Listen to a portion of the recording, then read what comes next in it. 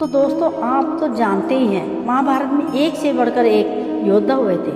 प्रत्येक व्यक्ति की दृष्टि में अलग अलग योद्धा श्रेष्ठ होंगे। तो किसी के लिए उन योद्धाओं में अर्जुन श्रेष्ठ हैं, किसी के लिए कर्ण, तो किसी के लिए अश्वत्थामा, किसी के लिए भीष्म पितामह, तो किसी के लिए आचार्य द्रोण सर्वश्रेष्ठ थे।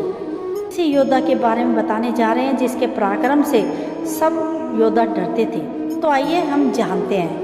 महाभारत में कर्ण के दो पुत्र थे। एक पुत्र को भीष्म पितामह ने युद्ध करने से इनकार कर दिया था क्योंकि कर्ण का पुत्र वृषकेतु मात्र 14 वर्ष का था। जी हाँ, 14 वर्ष का। वह योद्धा कोई और नहीं बल्कि कर्ण का पुत्र महाशक्तिशाली वृषकेतु थे। दोस्तों, भीष्म पितामह ने उस कम उम्र के योद्धा को युद्ध में भाग नहीं लेने दिया था। तो आपको बता दें, कर्ण पुत्र वृषकेतु अनेक अस्त्रों का ज्ञान था और अग्निअस्त्र, ब्रह्मास्त्र आदि अस्त्रों का ज्ञान था।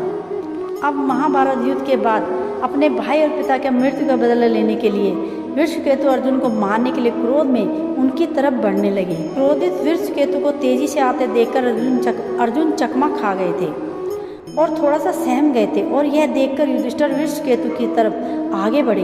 युधिष्ठिर वृषकेतु को अपने पुत्र के समान मानते थे और अभिमन्यु जितना प्रेम करते थे, और वह तुरंत बीच में आ गए क्योंकि वह जानते थे अगर वृषकेतु को क्रोध को शांत नहीं किया गया तो यह आतंक मचा देगा। अब इसके बाद युधिष्ठिर बड़ी मुश्किल से वृषकेतु को समझाया और क्रोध को शांत कर दिया। अब उसके बाद वृषकेतु भी पांडवों के साथ मिलकर रहने लग गए थे और बाद में जब अर्जुन ने वृषकेतु को बहुत सारे अस्त्रों का ज्ञान प्रदान किया था। और आपको बता दें, जैसे कर्ण को दुर्योधन ने चक्रवर्ती विराट सम्राट के लिए सहायता की थी, ठीक उसी तरह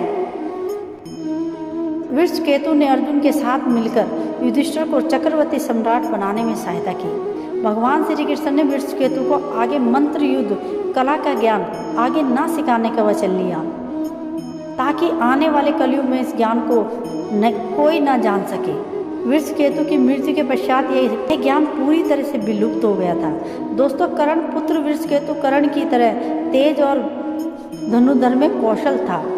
कुंती को जब युधिष्ठिर ने त्याग दिया, वृषकेतु ही कुंती की सेवा किया करते थे और कुंती वृषकेतु को देखकर रोया करते थे क्योंकि वृषकेतु उन्हें कर्ण की याद दिला देते थे, क्योंकि वृषकेतु बिल्कुल कर्ण के जैसे दिखते थे। तो दोस्तों, आपको क्या लगता है हमें कमेंट करके ज़रूर बताएं। और आज का ये वीडियो यहीं समाप्त होता है। यहाँ तक बने रहने के लिए आप सभी लोगों का बहुत बहुत धन्यवाद। अगर आप पहली बार हमारे चैनल पर आएँ तो हमारे चैनल को सब्सक्राइब करें और बेल आइकन को दबाना ना भूलें ताकि आने वाली हर वीडियो का नोटिफिकेशन आपको सबसे पहले पहुँच सके। थैंक यू सो मच दोस्तों।